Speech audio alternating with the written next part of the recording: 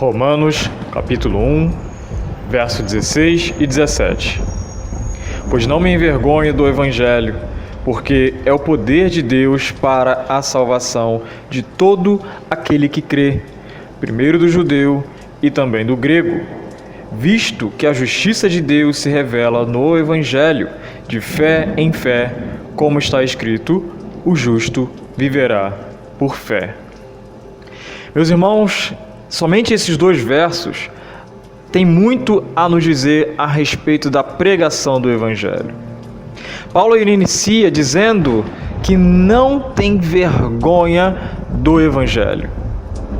Nós, como pecadores, apesar de cristãos, temos vergonha de muitas coisas nessa vida. Uns de roubar, por não ter conseguido ainda largar esse tipo de pecado. Outros de falar e ainda outros, ou quase todos, de se verem nus, de estarem nus, terem a sua nudez descoberta. Em público, ficar totalmente nu. Há muitos que teriam essa vergonha, apesar do mundo que nós estamos vivendo e vendo uma série de ideologias nascendo e se proliferando com nudez explícita, ainda assim, a grande parte da humanidade teria vergonha de aparecer em público nu. Devo lembrar aos irmãos que a primeira vez que alguém sentiu vergonha por sua nudez está lá em Gênesis capítulo 3, no verso 10, Adão e Eva no Éden. Diz assim o verso: Ele respondeu: ouvi a tua voz no jardim, e porque estava nu, tive medo e me escondi. Após o pecado, meus irmãos, Adão e Eva se esconderam com vergonha do seu pecado. Mas anteriormente, eles não sentiam essa vergonha. Em Gênesis capítulo 2, verso 25, vai dizer: tanto o homem como a sua mulher estavam nus, mas não sentiam vergonha. Mesmo que o ímpio nunca venha a ter convicção de pecado e se arrependa, no entanto, ele sentirá vergonha quando for descoberta a sua nudez. Eu imagino que a grande maioria da população mundial sentiria tal vergonha. Todavia, Paulo está falando do Evangelho. Quando ele fala de uma vergonha que ele não possui, ele se refere ao Evangelho. Ele não tem vergonha do Evangelho. Meus irmãos, por que nós não pregamos como deveríamos? Será que sentimos vergonha do Evangelho? Ouça o que Lucas vai registrar no capítulo 12, verso 8 e 9. Cristo dizendo: digo-vos ainda, todo aquele que me confessar diante dos homens, também o Filho do Homem o confessará diante dos anjos de Deus. Mas o que me negar diante dos homens será negado diante dos anjos de Deus.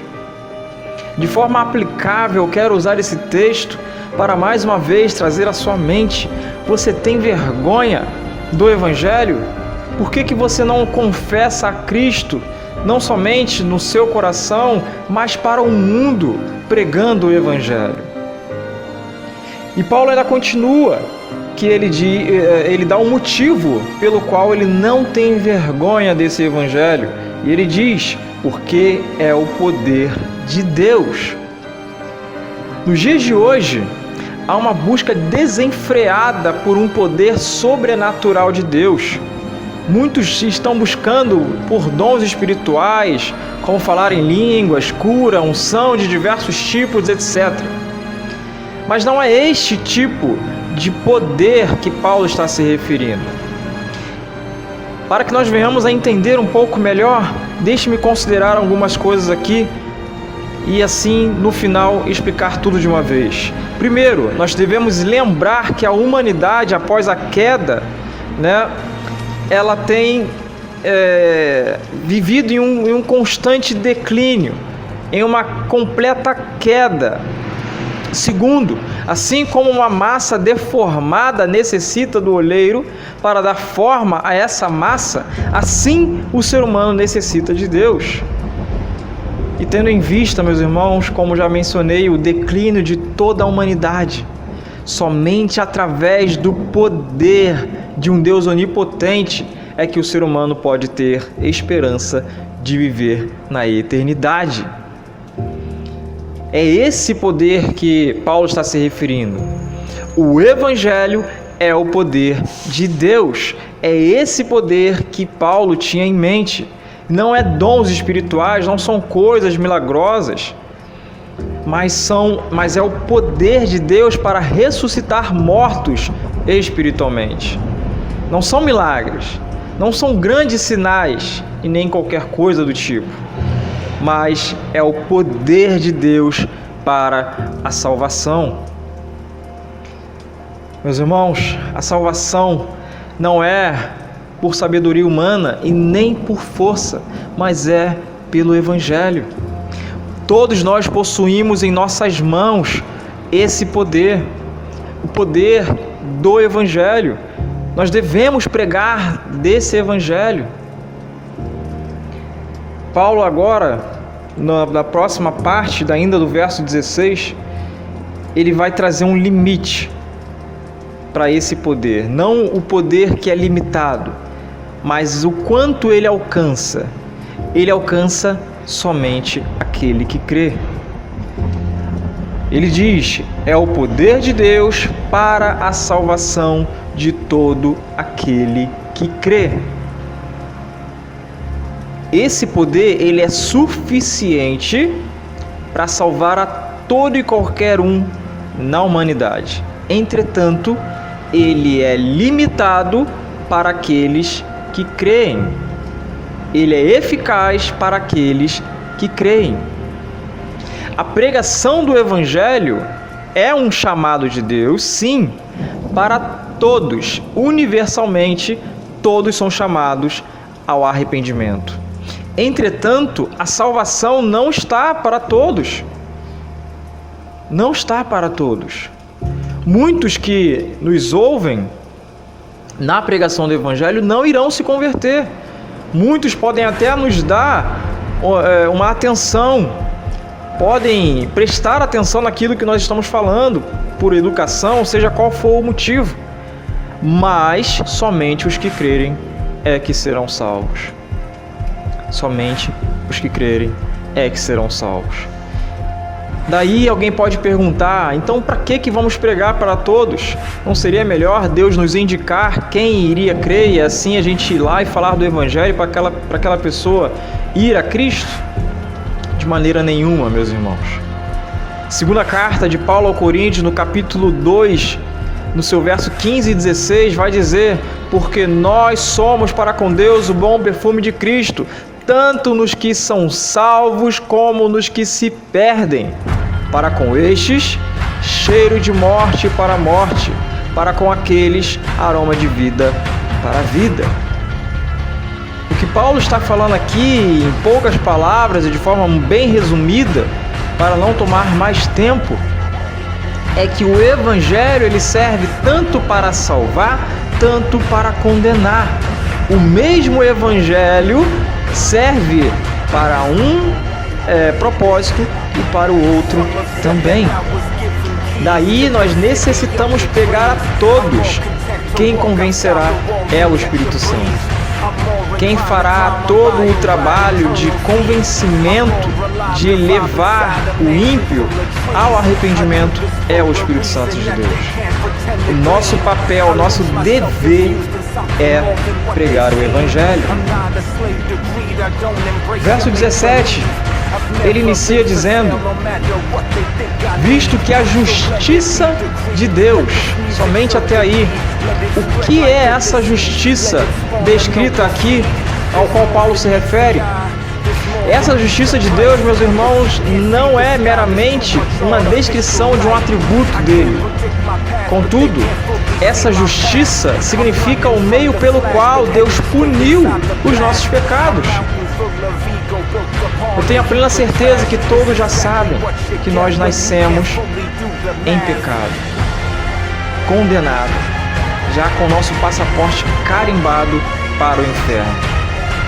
Deus, por ser 100% justo, não pode de maneira alguma deixar o pecado ou o pecador impune.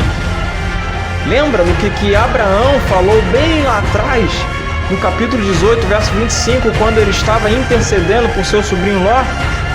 Ele diz assim: longe de ti o fazeres tal coisa, matares o justo com o ímpio, como se o justo fosse igual ao ímpio. Longe de ti. Não fará justiça ao juiz de toda a terra? É claro que vai. É óbvio que ele vai fazer. O grande problema, meus irmãos, que a Bíblia, ela vai dizer, até mesmo na carta aos Romanos, seu capítulo 3, que não há um justo sequer. Não há. Então, por que ainda nós não fomos punidos? Por que ainda não recebemos toda a ira de Deus? Há tantos pecados que nós cometemos diariamente. Qual é o motivo que ainda estamos vivos? Qual é o motivo de ainda não termos sido consumidos por esta ira de Deus? E a resposta, meus irmãos, para essa pergunta, ela se encontra no resto do versículo, mais um pouco do verso 17, que vai dizer que a justiça de Deus, a justa punição de Deus, se revela no Evangelho. E quem é que é revelado no Evangelho senão Cristo, meus irmãos? As boas novas de que Cristo veio morrer em nosso lugar.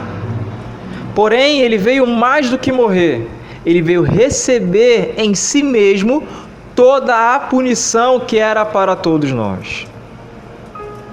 Eu gosto muito de uma descrição de como isso poderia ser se fosse dramatizado nos filmes de hoje. Seria como quem pula na frente de um tiro disparado na direção de um bandido, de um assassino, de um estuprador, de um genocida, merecedor da justa punição de Deus. E estes somos nós. Aquele que pula não é alguém que mereça nem mesmo ser atingido de raspão pela bala. Ele nada fez, não devia nada e nem tinha a obrigação de fazer qualquer coisa para salvar a vida do bandido. Entretanto, ele não tomou nada disso em consideração e se lançou na frente do bandido e morreu em seu lugar. É por causa disso que Paulo ele fala com todas as letras: não me envergonho do Evangelho. Como que alguém pode se envergonhar de pregar o Evangelho que fala a respeito de alguém que morreu em nosso lugar? Como que nós podemos ser assim? Nós necessitamos pregar esse Evangelho. Meu irmãozinho, minha irmã, você não consegue falar em público? Olha as redes sociais aí.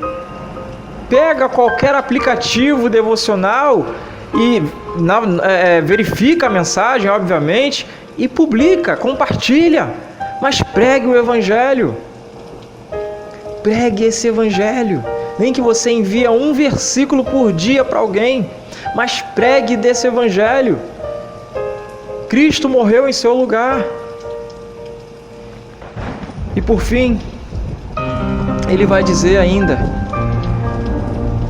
que de fé em fé, como está escrito, o justo viverá por fé. Meus irmãos, a fé do início ao fim é o elemento crucial para que o justo ou o justificado, através da fé em Cristo Jesus, viva a vida cristã perseverando até o fim. Hebreus 12, verso 1, portanto, também nós, visto que temos a rodear-nos tão grande nuvem de testemunhas, desembaraçando-nos de todo o peso e do pecado que tenazmente nos assedia, corramos com perseverança a carreira que nos está proposta. Não há, meus irmãos, outro meio pelo qual o crente deva viver. A fé em Jesus Cristo é a única maneira de chegarmos até o fim. É Ele quem possui a coroa da vitória em suas mãos no fim dessa corrida. É Ele quem quem pode nos dar o prêmio maior. Pela fé devemos viver, e se preciso for, pela fé também devemos morrer.